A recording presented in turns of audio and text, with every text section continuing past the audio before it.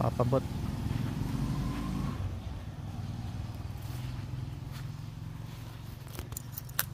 Papabot.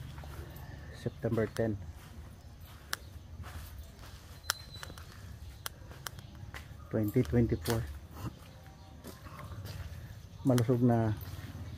Malusog na katawan na sa lahat. God bless.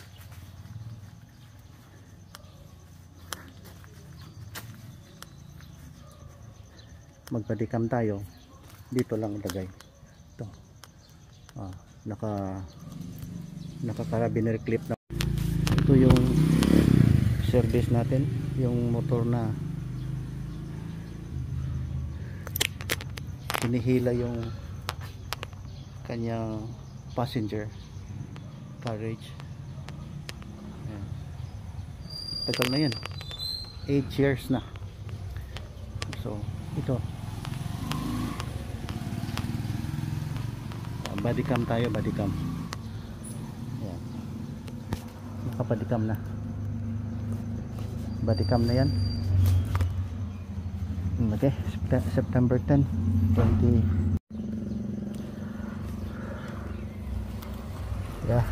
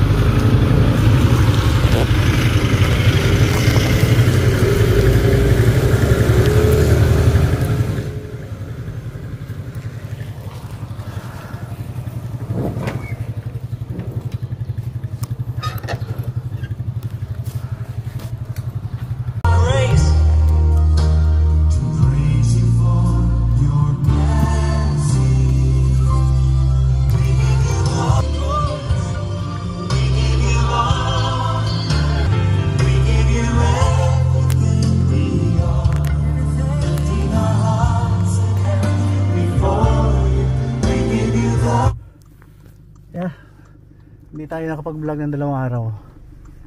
September 10 ngayon, 2024. Grabe talagang katawan ng tao. Yan, nung 8 pumunta kami ng party. Nandun, nakatutok yung aircon sa akin. Wala. Ubo. Medyo atakihin ng lagnat. Yan, ganun pag manglamig tayo.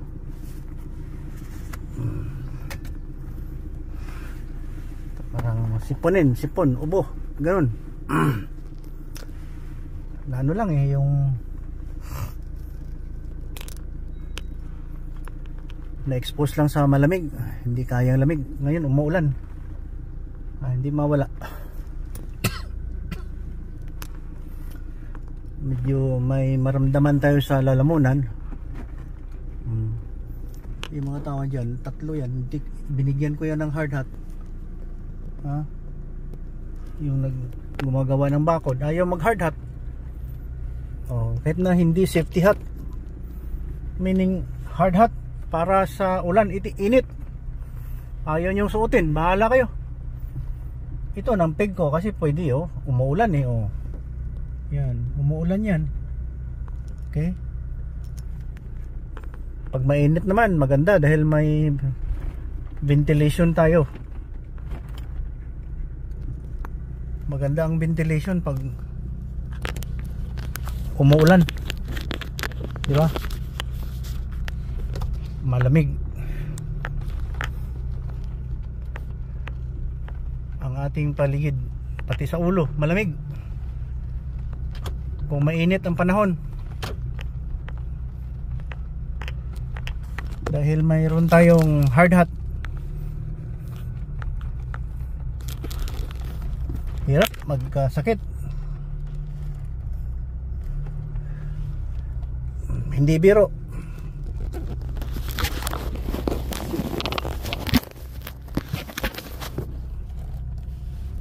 Hindi biro magkasakit.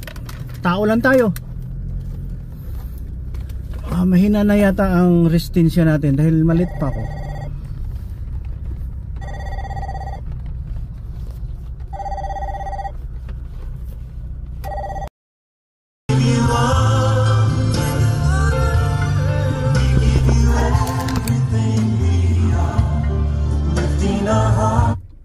Balik tayo, yung nagkakasakit. Hindi biro. Hindi biro nagkakasakit, chong. Oh. I-follow niyo ako kasi marami tayong pag-usapan about health. Oh. Libreng consultation, explanation. Oh, number 1, balik tayo reflection. Tao lang tayo. Ha? Pag minalas tayo, dadapuan tayo ng sakit. Infection. Kung environment natin sa work hindi maganda, lalong lalo na marumi ang yung ginagawa, ma-inhale mo sa ilong o sa bunganga, papasok sa lung, sa baga. Ayan, ang sa akin naman allergy. So hindi ko kaya naka warmer. Ayan sa kamay ko, naka warmer ako kasi malamig ang aircon. See, I cannot afford to be exposed to cold weather. Yan, kanina nagmotor ako umaga pa, yung business transaction. Yung business transaction punta dun sa mga commercial building na meron kaming transaction. Nagmotor ako kasi mainit pa ngayon, umaambon na. Motor lang para tipid. Oh. Ngayon pag na-expose ka sa extreme cold, gaya ko, bababa ang resistensya. Madali lang akong tamaan pag malamig na dahil maliit pa ako, ganun ako eh. Halos hindi ako makaligo ng umaga dahil nagkakasakit ako na pag na-expose sa lamig ng tubig. Hindi ko na alam pala may solusyon. Ha? Hot water bath lang pala eh. Oo. Hot water bath lang. Oo. Hindi namin na discover yun. Kaya nahirapan ako nung high school. Magbabike ako umaga, mga 10 kilometers papuntang high school, pauwi ng baryo sa bundok, sa bukid.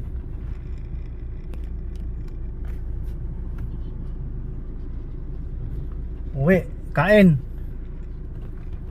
tanghali yon siguro, matapos 11:30, 12 nandun na ako sa bahay, kain, ligo, alauna o 12:30 balik na naman sa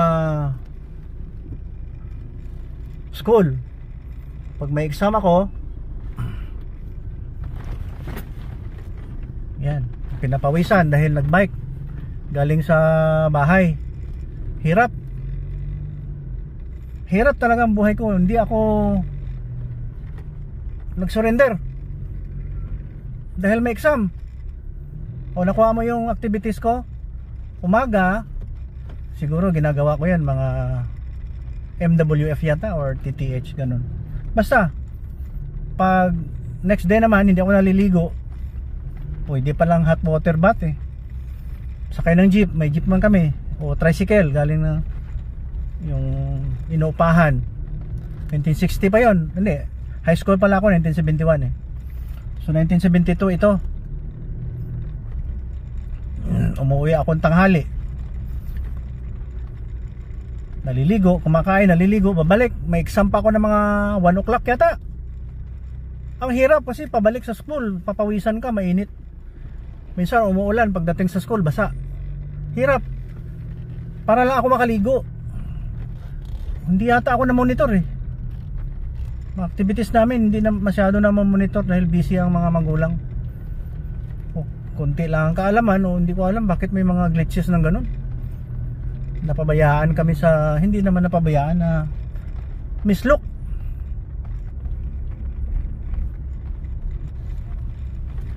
Hindi kagaya ngayon na may 4 akong anak.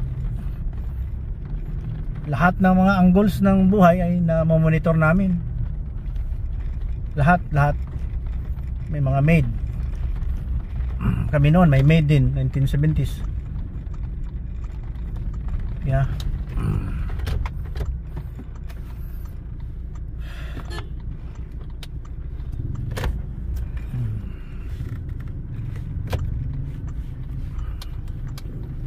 Pero hindi lang ako makaligo ng malamig. Ngayon, pag na-expose ako sa lamig, ayan, madali ako nagkasakit.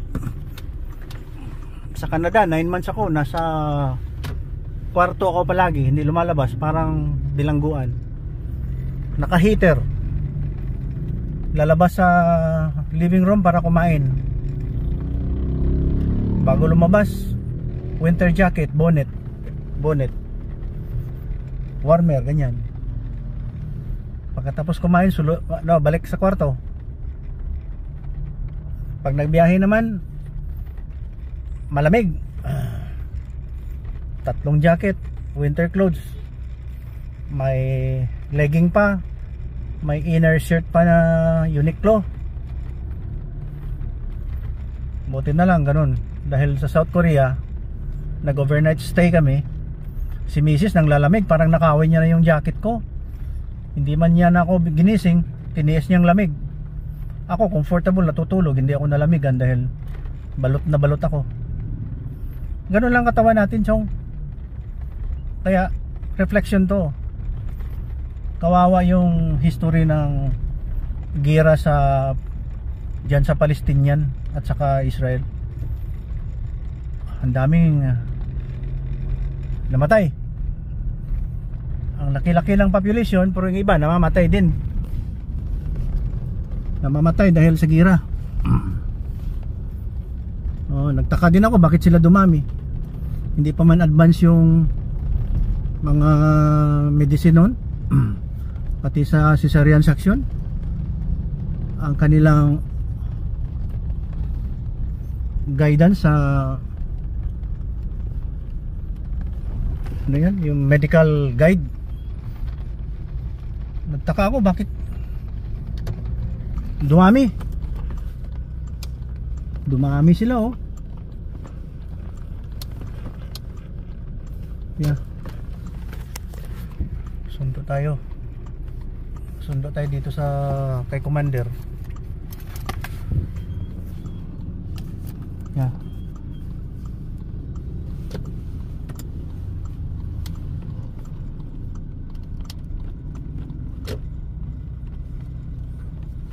Ganun lang yung buhay. Nagtaka ako bakit sila dumami. Magulo ang buhay nun hanggang ngayon. Ako naniwala kasi ako sa Bible eh. Naniwala ako sa Bible. Naniwala ako sa Biblia na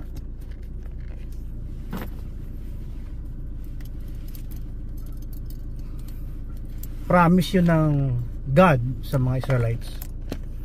Sila yung hindi sila occupiers.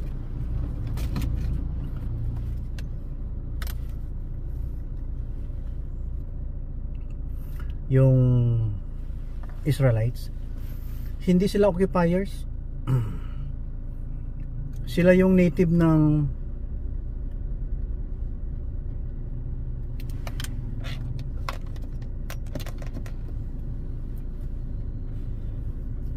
diyan sa Kanaan.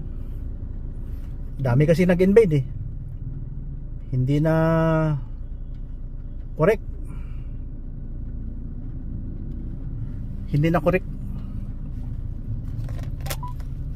Among the invaders, isa sa kanila mga Muslims, mga Arab. Ang tanong, saan galing yung mga Israelites? Sa Arab? Kasi binabaluktot nilang history. Yan. Nag-invade ka ng lugar ng ilang, sobrang 1,000 taon, nasarapan din kayo, inangkin nyo na. May mga artifacts at evidences yung more than 3,000 years na yan sila dyan.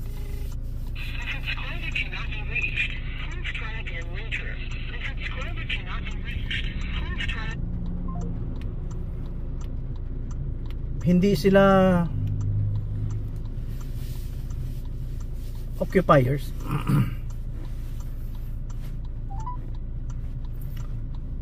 Nirituki yung Biblia kasi. Gawa sila ng istorya. Ginawa pa ang Holy Land. Diyan daw umakyat si Lolo Muhammad. Oh, ari ko sa gwa.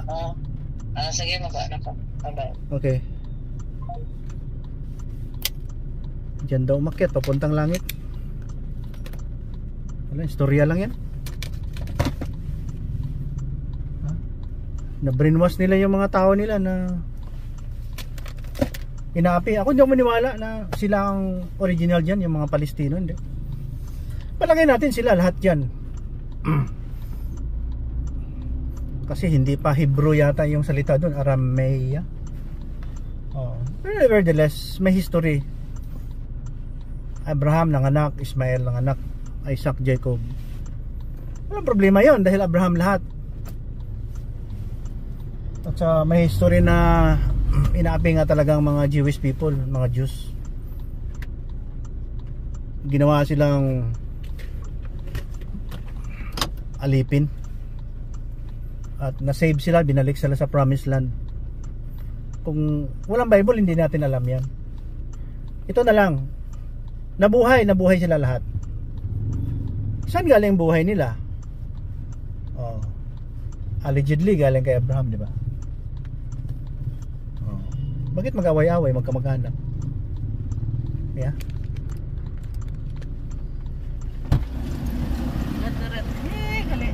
Yeah. Ay, sakit ng tiil. O sita tanay. Gusto ko magkaon palabok. Jollibee. Jollibee.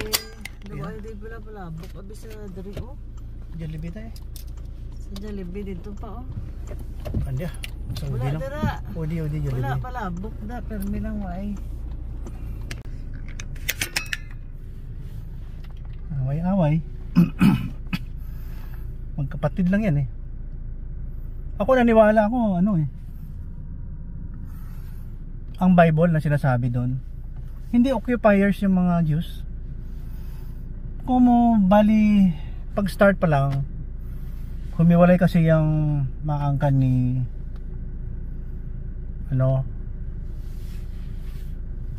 pumunta ng Arabia ni Ismael, di ba? Hanggat na hindi umalis yung mga Israelites diyan, yung mga Jews. Aywan ko kung Jews yan, para hindi man dati Jews. Nanatili sila doon. They stayed there. Yung iba sinakop ng Egypt, naging alipin.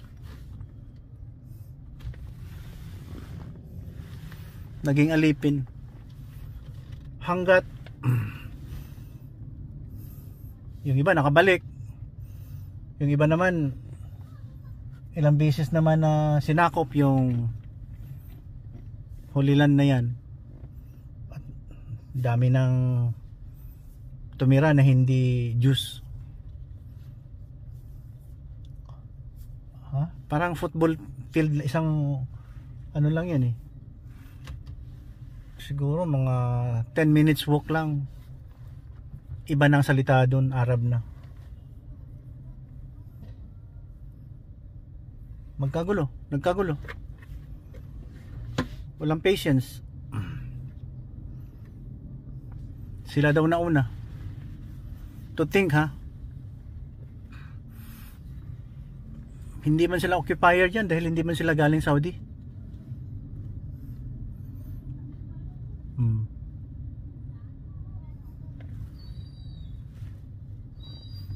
Bakit sila maging occupier na nasa Bible?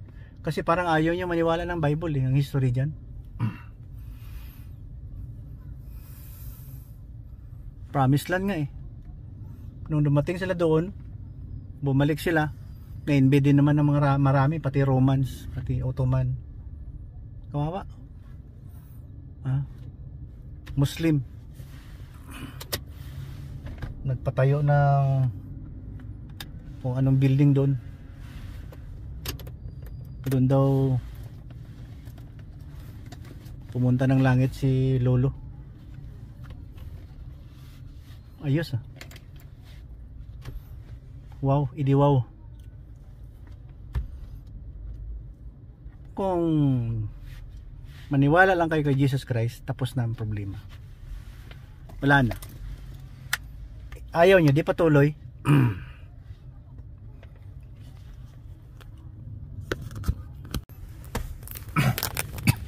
Patuloy ang gulo.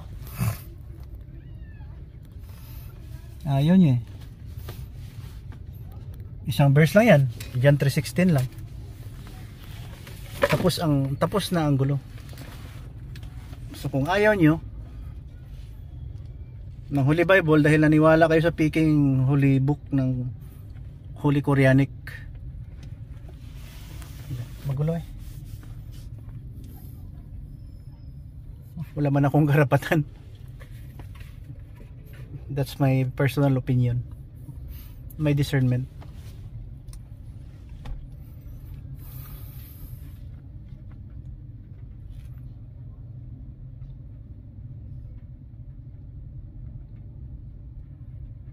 Hindi ko naman pinipilit na maniwala kay Jesus Christ. God lang. May God, may Allah, o God lang. Wala lang patayan. Pakisabi lahat sa Africa na mga Muslims, yung mga radical masyado na tinatawag din nating terorista, mga radical fundamentalist, wala lang patayan. God lang, kanya-kanya tayong God na mabait. Yun lang. Tapos ang problema, kami maniwala din kami na Jesus Christ lang, okay na. Okay na. Jesus Christ is more than enough. Kayo pahalik-halik pa kayo sa bato, sa beads, bahala kayo. Okay ba? Papabot lang to. Papabot, walang kwentang tao yan. Wala. Punta na tayo doon, magbadikam tayo. Ito ulit Ayan, nylon yan. Badikam yan May carabiner clip ako dito. Itong isang carabiner clip, ilagay ko dito. Ayan, tignan mo sa mirror. Ayan Ayan ang nylon. Ayan, lagyan ng carabiner clip. Doon. Ayan. Ayan may carabiner clip na. Ayan, cellphone Ayan. So, itong isang carabiner clip, ayan ito, dalawa yan sa liig dito sa liig ko. Gawin nating bodycam to. Labas tayo. Yan, bodycam na yan.